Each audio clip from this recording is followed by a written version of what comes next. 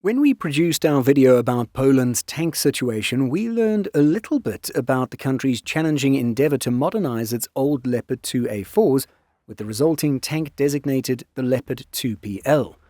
The process of upgrading the tanks hasn't exactly gone smoothly, and there have been conflicting narratives about what exactly went wrong. Were German defense firms really to blame? Was there mismanagement on the Polish side? Well, we attempt to get to the bottom of things for today's video. But first, some background about the tanks. Back in the early 2000s, Poland was looking for main battle tanks to replace its old T-72s and supplement its PT-91s.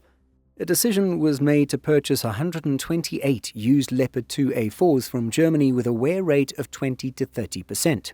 Reporting from Polska Zbrojnia adds that the tanks were manufactured between 1985 and 1987, and as we noted in a previous video, the Polish military had the opportunity to literally sort through the tanks that were in storage and choose the best units from almost 600 available vehicles. The purchase of these tanks came with several tens of thousands of 120mm shells, as well as some Bergerpanzer II armored recovery vehicles, Biber bridges on Leopard 1 chassis, command and medical evacuation vehicles on M113 and M577 chassis, Mercedes MB290G off-road vehicles, Unimog U1300L trucks, and these Faun SLT 50-2 Elephants were also included in the deal. It was added that the German side also undertook the training of Polish troops at its own expense. With first deliveries to Poland in 2002, it said that the army paid 90 million złotys for everything.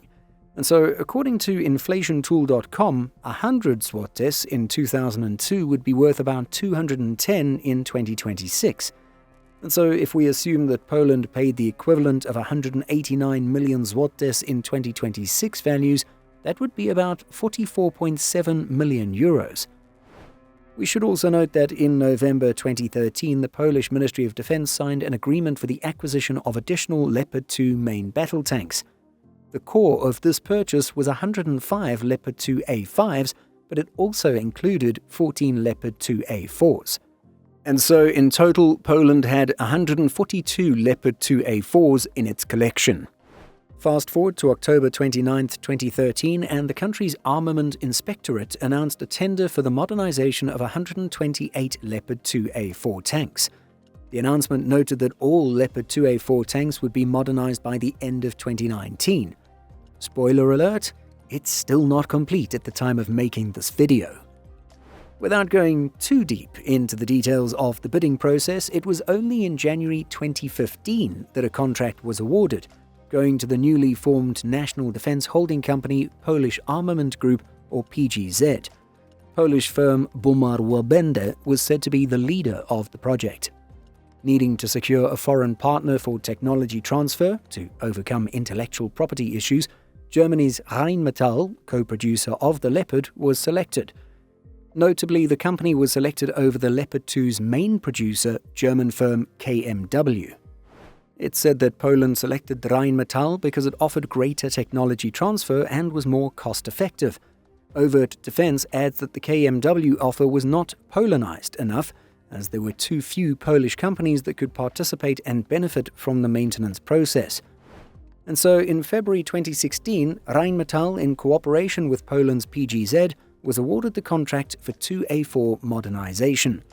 Serving as a strategic partner, Rheinmetall was tasked with working in cooperation with Bumar-Łabędy and PGZ and supply key capabilities, including electronics and weapon technology. The government would eventually increase its order for 2A4 modernization, adding the 14 purchased in 2013, meaning 142 modernized tanks in total. So, hooray, there was a plan. Firms were hired for the specified work and contracts were signed. From this point out, you would expect, or at least hope, for smooth and steady progression of tank modernization, work that would include upgrades to armor, safety systems, optics and electronics, the gun itself, and much, much more. It was about 2 years later, in 2018, that the scope of work was expanded.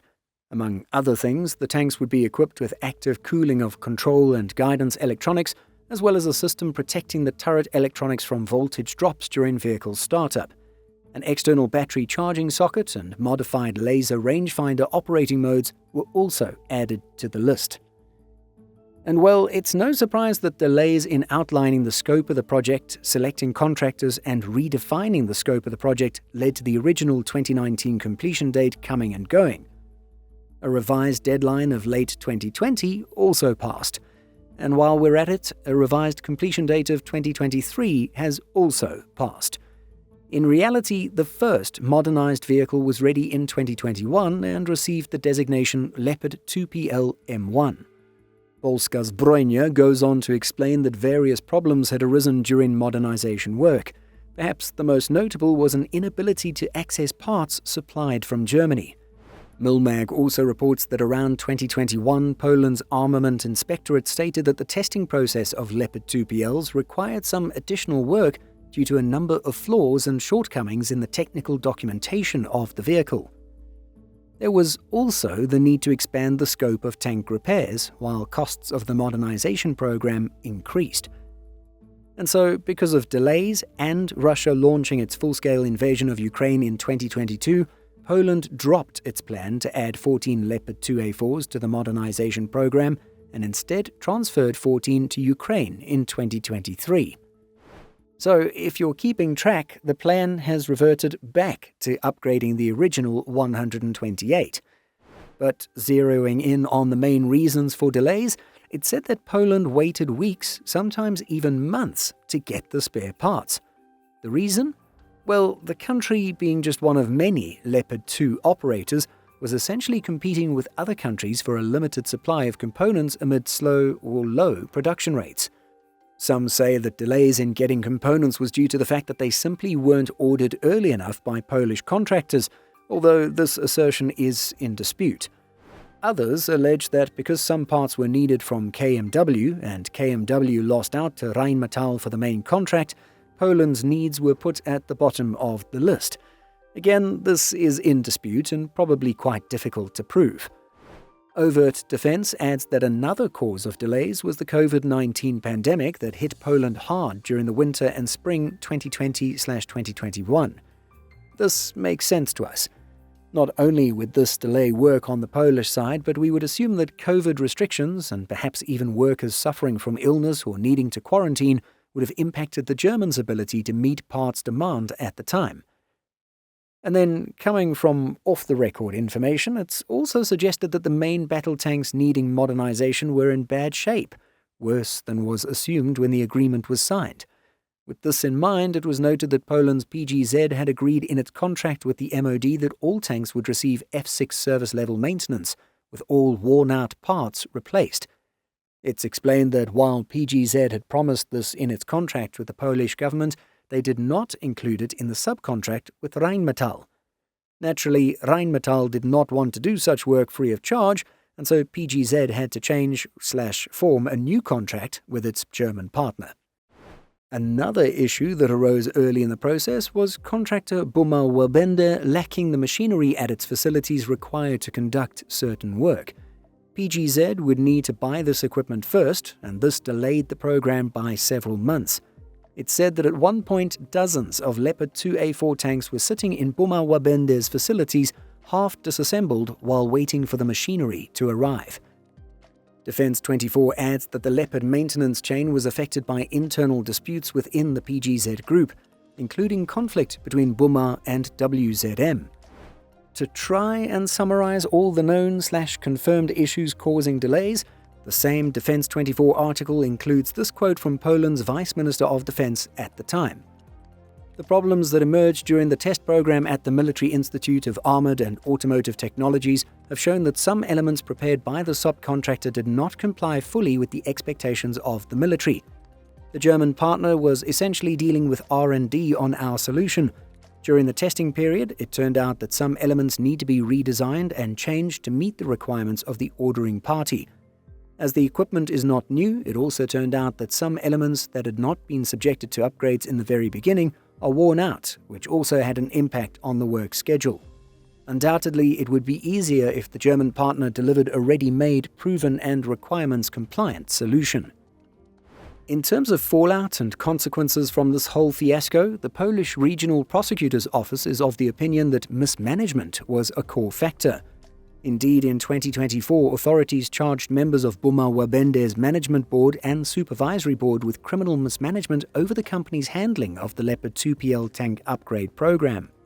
In total, 7 members of the state-owned company's management board and supervisory board were charged for causing the company to fail to meet its contractual obligations for the Leopard 2PL upgrades. Prosecutors alleged that the board members were responsible for Buma signing the 2015 contract with the Polish government, despite the company not having the equipment or ability to meet the terms of the contract. They were charged for mismanagement under several articles of Poland's penal code and face a maximum sentence of 10 years imprisonment if found guilty. But where do things stand now with the actual tank work? Well, certainly by now, in 2026, 2A4 modernization to the 2PL standard should be complete, right? Right? Well, no. According to an article by Polska Zbrojnia, Buma Wabende had modernized 82 of the 128 tanks by July 2025. It's added that the remaining tanks are expected to be ready by 2027.